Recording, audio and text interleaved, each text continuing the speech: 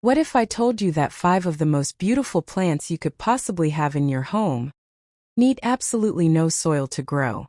No digging, no repotting, no muddy hands, no lugging bags of compost from the garden center.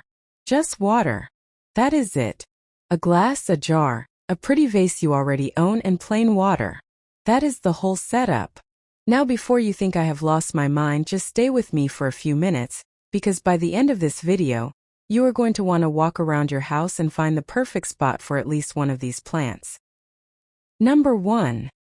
The spider plant. You know those little dangling babies that spider plants grow? Those tiny green and white offshoots that hang down like little passengers? Most people just cut them off and throw them away. And every time I see someone do that, a little piece of me feels sad. 'Cause those little babies, those are your next free plants. Here is what you do. The next time your spider plant grows one of those little offshoots, do not toss it. Fill a small glass of water, plain tap water is perfectly fine, and set that little baby right in it so only the base is touching the water.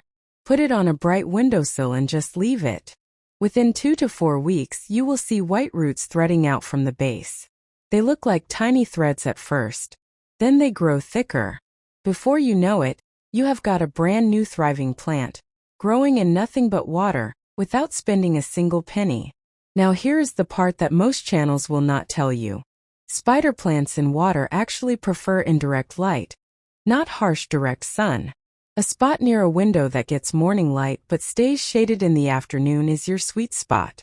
And you only need to refresh the water every 5 to 7 days. That is it. No overwatering panic. No underwatering guilt. The water tells you everything. Number 2. Lucky bamboo. Lucky bamboo is one of those plants that looks like it requires expert care, but is secretly one of the most easygoing things you will ever grow. The trick, and this is the one thing most people get wrong, is that lucky bamboo absolutely does not like tap water with high chlorine or fluoride. And most municipal tap water has both. So here is your simple fix.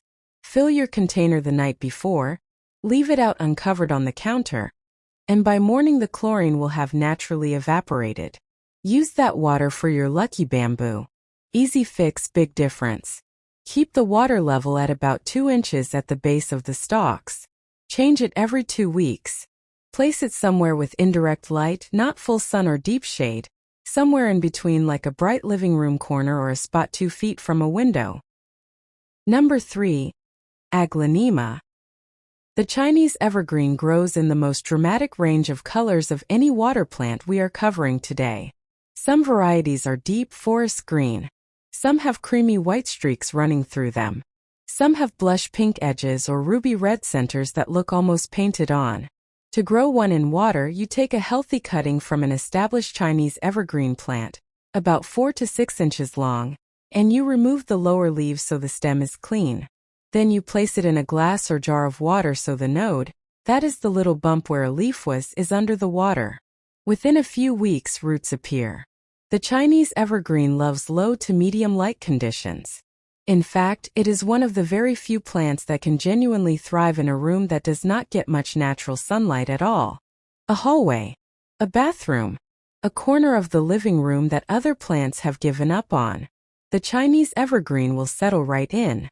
Change the water every week and a half, keep it at room temperature, and every couple of months, add just a tiny drop of liquid houseplant fertilizer to the water. We are talking 1 small drop in a full glass. That is all it needs to keep those colors vivid and the leaves glossy. Number 4. Philodendron. Philodendrons are the plant that almost every gardener has a story about. Someone passed a cutting over a garden fence. A neighbor left one in a plastic bag at the door. A cutting snipped from a plant at the hairdresser's. They travel through communities like quiet little gifts. And the beautiful thing is, propagating them in water could not be simpler. Take a cutting just below a leaf node. Place it in a jar of water with at least 1 node submerged and the leaves sitting comfortably above the waterline. Put it in bright, indirect light.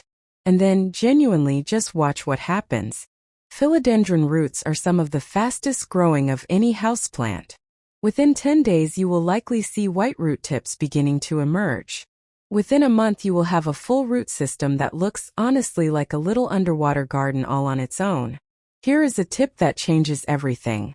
The size of your container matters more than most people realize. A tall, narrow vase gives the roots a direction to grow, long and straight downward. A wide, shallow bowl lets roots spread out in all directions.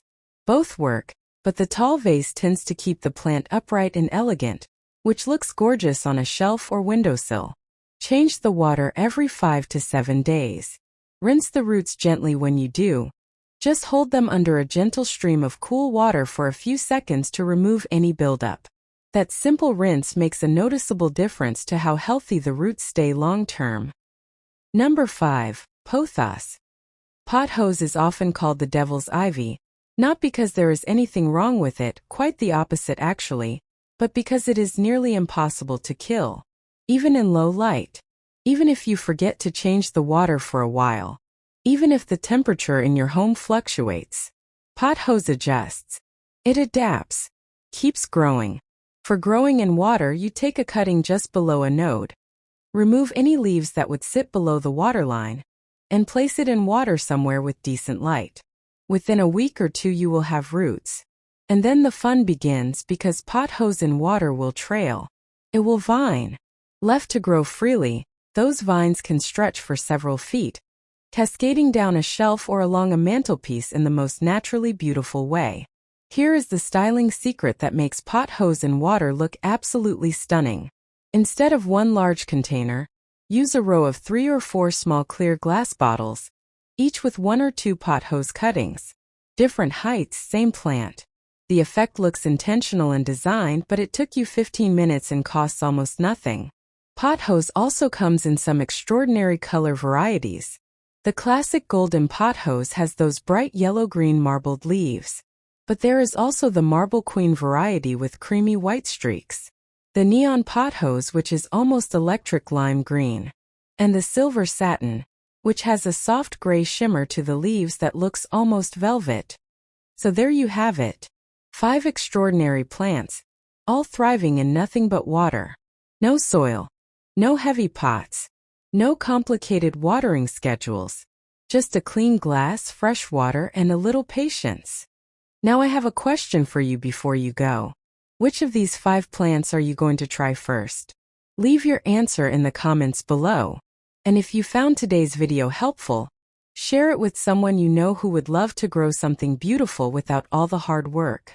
If you are not yet subscribed, please do that now by hitting that subscribe button and the little bell next to it. We put out new videos every week with tips, ideas, and inspiration made specifically for you. Until next time, keep growing at your own pace. I will see you in the next video.